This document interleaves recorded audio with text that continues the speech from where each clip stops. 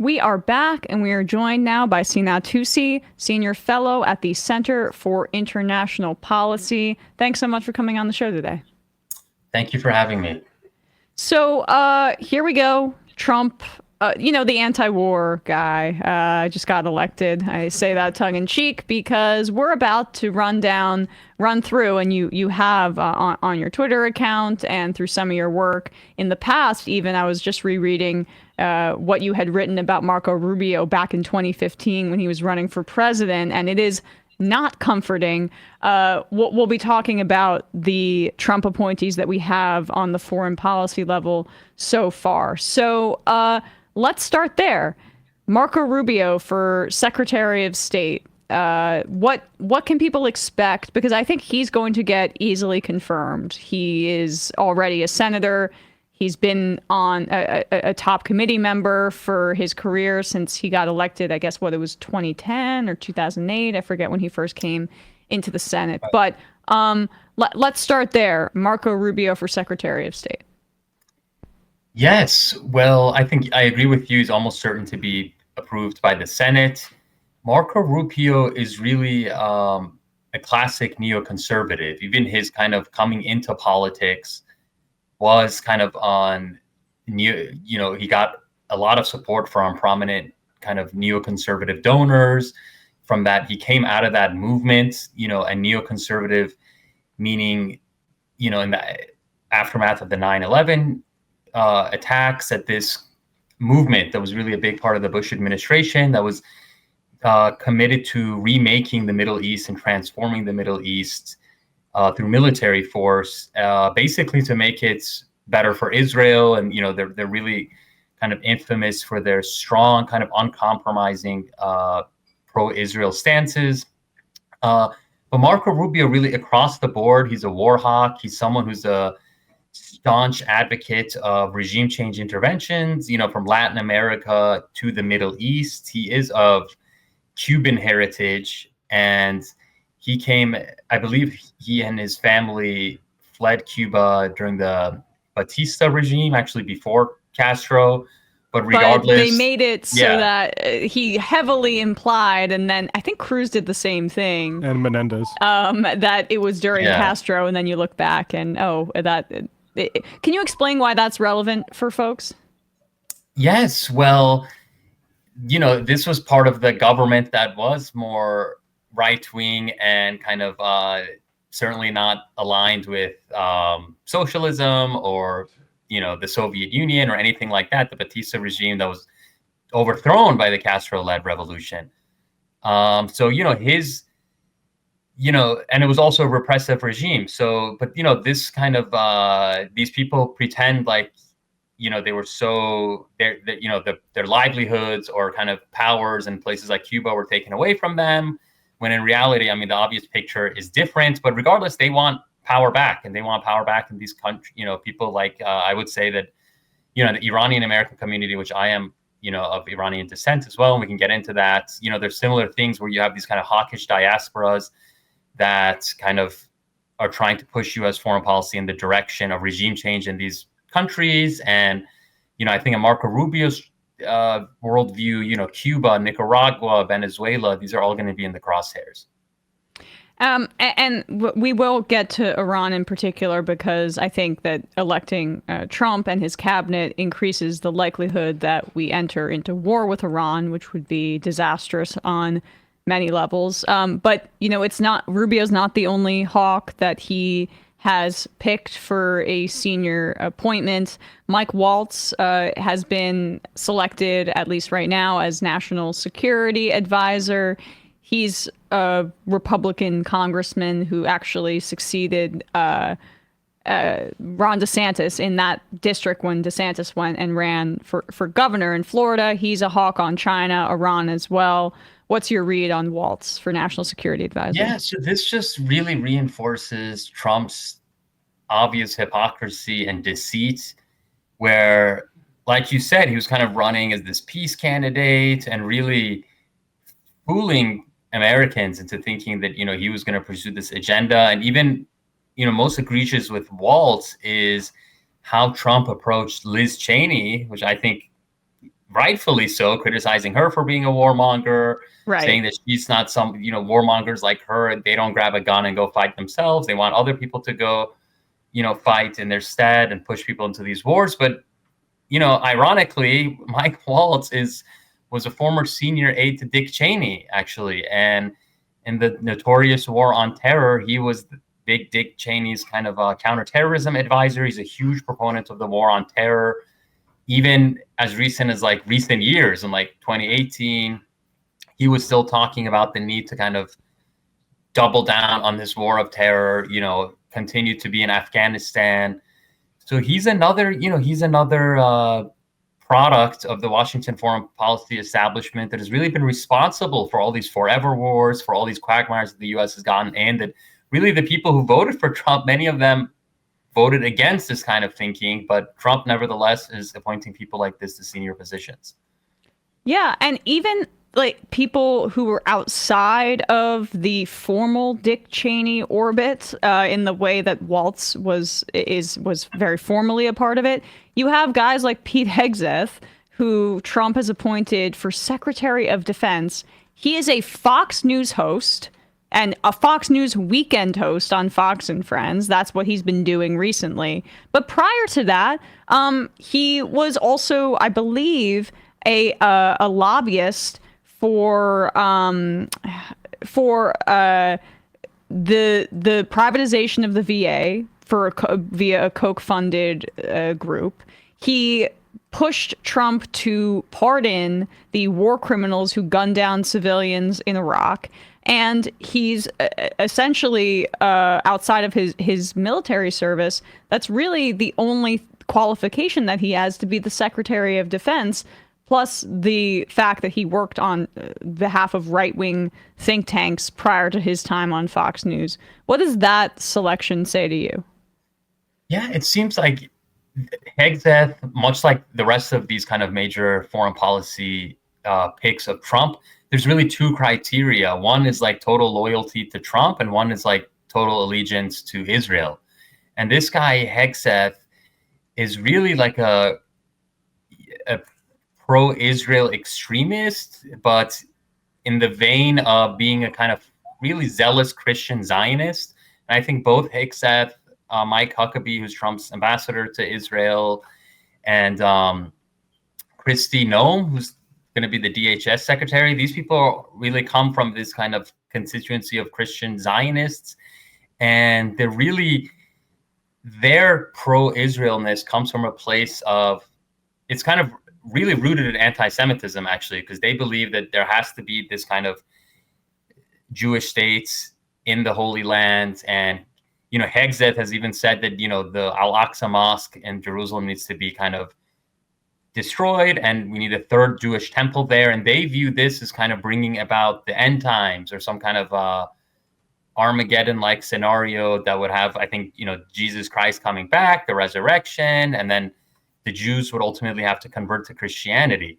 So this is really the undergirding kind of belief system in Christian Zionists, but especially, these three people. And Hegseth is, by all accounts, really fanatic. I mean, you mentioned that, he's defended war criminals and all this stuff. Apparently he has, crusader tattoos. I mean, this guy seems like a religious zealot. And also, like you said, he has no experience in, running any major organization, much less the Department of Defense, which is the biggest bureaucracy in the American government. 3 million employees, I think. I believe so. Yeah, like $1 trillion budget, basically. So it's crazy. And he's just another, I think he's just going to be a yes man for Trump, which is probably the most important thing for him. And the Christian Zionist motivation, you mentioned his selection for ambassador to Israel, Mike Huckabee, father of Sarah Huckabee Sanders, the current governor of Arkansas, was in the administration the first time. And Mike Huckabee has said that there's no such thing as settlements. He has referred to the West Bank as Judea and Samaria. And for people that may not fully grasp why this is so dangerous, is that Hegseth and Huckabee having these Christian Zionist viewpoints means that they are motivated to bring about their religious reality in their lifetime, because their belief is that if Israel is a fully Jewish state, that Jesus will return and they will get to see Jesus in their lifetime. It's hard for people, I think, to understand this level of derangement, but it's a widespread belief among Republicans and specifically these kinds of Republicans. Yes, I mean, it's really insane. And to think that, we often, we talk about Islamic extremists or, ISIS was very motivated, for example, by end times belief. Or I remember people back in the day would describe the former hardline Iranian president Mahmoud Ahmadinejad as being kind of messianic and talking about the return of the kind of Shia kind of prophetic figure. So, but now here we have, the world's greatest superpower sitting, having thousands of nuclear weapons, and these kind of people are going to be in charge of Middle East policy. And then meanwhile, in Israel, you have the Netanyahu government, which is now, it's basically, this is the most pro-Israel government in kind of American history. And this is, I don't think Netanyahu could have handpicked a more pro-Israel cabinet in line with his views of what it means to be pro-Israel, which for Netanyahu also includes all his personal interests to kind of maintain power, prevent do this kind of judicial reform he's been trying to do to kind of destroy the checks and balances in the Israeli political system. And, annex the West Bank, get attacks on Iran's nuclear facilities. I mean, all the signals coming out of Israel this week is that this is their expectation. I mean, Netanyahu straight up said that, I had 3 calls with Trump in a week since his election. He appointed this new defense minister, Katz, who's also like a yes man for Netanyahu, similar to Hegseth. He doesn't have any experience running a military or in the military.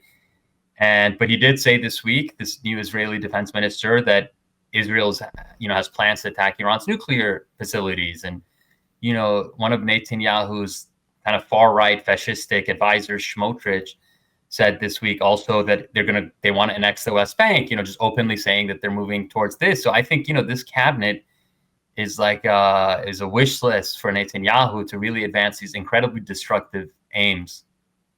And it's also reflected in his appointment of U.S. ambassador, the Israeli counterpart in Israel, who is a settler, far-right extremist. That's clearly an indication that he thinks there will be high levels of cooperation with the United States, even with folks that say even the genocidal Biden administration might have found unsavory. Exactly. This is really, I mean, this guy, the new Israeli ambassador to the US, he's someone who I believe was also born in Delaware, I think in the same hometown as Biden. But anyways, this is the most like pro-Israel extremist wing of American and Israeli politics even. Like this guy was part of the JDL, the Jewish Defense League, which even the United States designated as a terrorist organization in the 1980s. They were responsible for bombings and murders.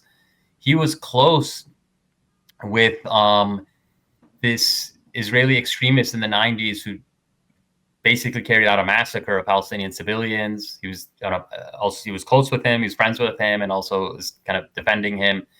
And now, I think, this guy becoming America, the ambassador just reflects, again, the Israeli expectations that they're going to try to get everything they want, their maximalist aims. And they're going to, with Trump's extremist cabinet, this new ambassador, they're going to try to really push through all of this stuff. And so Iran, that's where we get to, I think, even the Israel policy is going to be horrifying. Actually, before we get to Iran, I'm curious from an expert's perspective. There's a lot that I'm terrified about what the future for advocating for Palestine looks like under Donald Trump. But is there, and it will be bloody, and suffering is going to increase even more than it is increasing now. I don't know I can't say that definitively, but it's hard to imagine it getting worse, but it can. Just the idea, though, that if the West Bank is formally annexed under Netanyahu, does that change, you think, the global community's response to Israel's barbarity? Because it lays bare the truth of what has always been the case, which is that they live in a one-state reality in the West Bank and in Gaza. That perhaps this alters liberal internationalists' posture, maybe even slightly, to recognize that it needs to be an end to apartheid and one democratic state with Palestinians and Israelis living amongst one another, versus this two-state fiction that liberals from Bernie Sanders to Kamala Harris, like in terms of that range, say is the best outcome. We know that that's not a realistic viewpoint. Maybe this is something that shifts that conversation. That's the only silver lining I can glean from this. Yeah, that's a really good point. I mean, the sad reality, the blatant reality is that, the Democrats or people more towards the center of American politics and the foreign policy establishment that has, been critical of Trump. But in reality, at least on the Middle East or in a lot of these kind of major foreign policy goals of the United States, there's really no difference. And maybe, Trump is really just kind of the more barefaced or kind of, the unmasked kind of version of what the Democrats were also, for example, doing on, the specific question of Israel-Palestine or even Iran. I would argue that, the two-state solution has, been totally untenable and kind of just a fantasy for decades now, intentionally because of U.S. policy, ever since Oslo and kind of greenlighting the expansion of settlements and giving Netanyahu everything he wanted. Even under Biden, we saw, trying to expand the Abraham Accords, which were kind of centered on really dooming the Palestinians or kind of destroying them and not giving them any kind of even political horizon for any kind of self-determination, which kind of is arguably, a factor that precipitated the October 7th attacks. And now we see that, Trump is really going to just double down on, so, I mean, in terms of annexation, we can say that, Israel has de facto controlled the West Bank. These are people that Israel has ruled over from the river to the sea, all the Palestinians who lived in this land, an apartheid system that they don't have political rights. And now this would be a step towards legalizing this even more, in terms of America will give recognition, Israel, but then, we'll have to see what, there's millions of Palestinians there, obviously. So are they going to try to ethnically cleanse these people, genocide them, push them to Jordan, like the Israeli right wing has wanted to do? In terms of the implications for the world, America's kind of stature in the world, I think, Trump, as we saw in the first term, and this could potentially be another silver lining, is that he was kind of an accelerationist for the world becoming gradually more multipolar, kind of waning U.S. global hegemony, other countries, including Europe, trying to go their own way a little bit. And I think all of these factors are like, as Trump doubles down on uncompromising unilateralism, intervention, especially with Israel and how much Israel has become more of a pariah state in the past year, that this will continue to come at the cost of American influence and, contribute to the shifting global order. But that's not to say that, that it's going to be at a great cost, for the Palestinians. And I think, things are going to get significantly worse, most likely, before they may get better in the longer term. I agree with you completely on that front. And one of the ways that things could get worse is that we could be in open war with Iran. So we arrive at, I think, the scariest scenario for the world, for bloodshed, potentially. One of them, at the very least. Take your pick. But the people that Trump has appointed are Iran hawks. They're also China hawks, but they're Iran hawks and Israel hawks as well. What with the basically killing of the Obama era nuclear agreement and Biden not re-entering it after Trump scrapped it during his first term, what's the prospect of Iran getting a nuclear weapon? What's the prospect of the United States provoking Iran into a conflict. We narrowly avoided that due to Iran's restraint in the first Trump administration again, after he assassinated Soleimani. Your assessment of the future of U.S.-Iran relations under Trump? Yeah, I think the biggest risk for a major kind of catastrophic war for the United States and for the world in Trump's second term is with Iran, arguably. And like you said, these are avowed Iran hawks, people like Rubio, Waltz, Hegseth. These people have openly said that America should bomb Iran, go to war with Iran. They've been itching for this war for decades. Arguably, the neoconservatives, they wanted to hit Iran after Iraq, after the 9/11 attacks and the war on terror. Trump, though, he says that he wants a deal. He says that he's the peacemaker. So, and you saw this kind of in the first term as well, where he appointed this very hardline cabinet, John Bolton, Mike Pompeo, who are not really dissimilar from many of these picks. And while Trump himself continued to claim that he wanted a deal, but what he did was renege on the Iran nuclear deal, impose this maximum pressure campaign on Iran of economic sanctions and covert warfare that was really designed to stoke unrest, instability, topple the government, create chaos inside Iran. And then, even though he wanted a deal, he didn't have a team that could facilitate an agreement. When he had Bolton, when he had Pompeo, these people were actually obstructing his own, even the meetings that Trump tried to get. Bolton actually in his book talked about how Trump almost met with the Iranians twice, and he and Pompeo had a resignation pact to resign if he dared to engage in diplomacy. So this time around, there is this question of, Trump's potential negotiating style would be to threaten fire and fury and have all these kind of warmongering hawks around him to create this kind of, madman doctrine, like unpredictability. He could go to war, but then he ultimately might want a deal. But, I don't know if I buy this. And, in his first term, what ultimately happened was no negotiations. We went to the brink of war with Iran multiple times, including after the U.S. assassinated Iran's most senior general.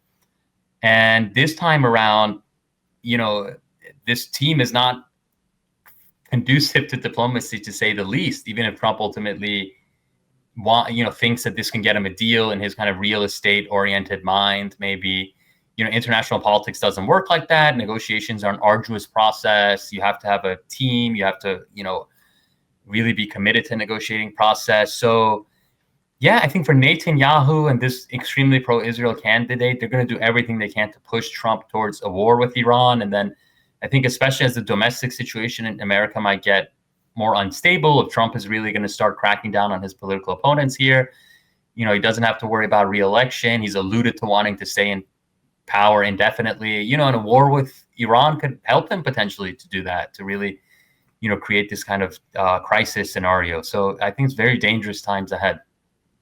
And before we let you go, China, and I should also say China and Ukraine. I mean, what's your view on how this administration is going to approach China hawkery? The Biden administration was very hawkish with China, whether it be with AUKUS or with this kind of aggressive economic competitive posture, which they tied in with their foreign policy aims.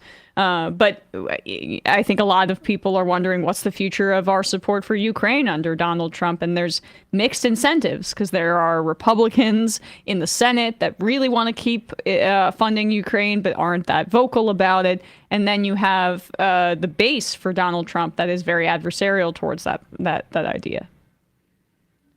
Yeah, I think all of these different issue areas are interesting. I mean, in regards to, what Trump might potentially decide to do. I mean, a lot of this team is also ardent Russia hots, contrary to this idea of Trump being kind of a Putin stooge or whatnot. I would argue even in his first term, he was pretty hawkish on Russia as well on many key issues, sending arms to Ukraine.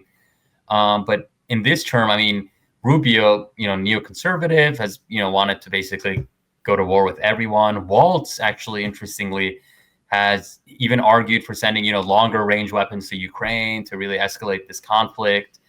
So, but Trump himself, and a lot of these kind of more non-interventionist Republicans who have sometimes had his ear, I guess, like Tucker Carlson or whatnot, that they have argued, they've said that they want to end this war, or America should stop supporting Ukraine. But I think in the kind of grand strategy of the Trump team, they want to peel Russia away from China. I think that's the ultimate kind of geopolitical vision they have. Like, they view China as more the kind of peer competitor of America that can really challenge America's global hegemony. And so, pushing Russia closer to China, as it's happened in the past 10 years, arguably, that this is something they want to reverse. Now, whether they're going to be successful in doing that is, unclear. But I think, China is their really big target. Other than Iran, China is where they think that, the U.S. needs to really focus on, and Waltz and Rubio and these people are all really strong China hawks. But again, this is going to be this contradiction as well with Trump's kind of aversion to alliances, or kind of supporting Taiwan, or his kind of saying that these countries should do more to defend themselves. And also, his whole kind of tariff and protectionist regime that he wants to impose on the world will probably, despite his eagerness to kind of contain China, this is probably going to split up the world more into different supply chains. Probably Europe will actually be opposed to a lot of these actions. So I think, again, this is going to accelerate a changing global order, a more multipolar world order, but probably with a lot of chaos until we get to this kind of new global order that's going to be, the first change since the end of the World War II era that's been marked by, U.S. global dominance. But these are, I think, we're heading towards this very disruptive period, and Trump is going to maximize that disruption. Well, only good news we give you here on the Majority Report, but I really appreciate your analysis. Sina Toossi, Senior Fellow at the Center for International Policy. Thanks for your time today. Thank you. Thanks for having me.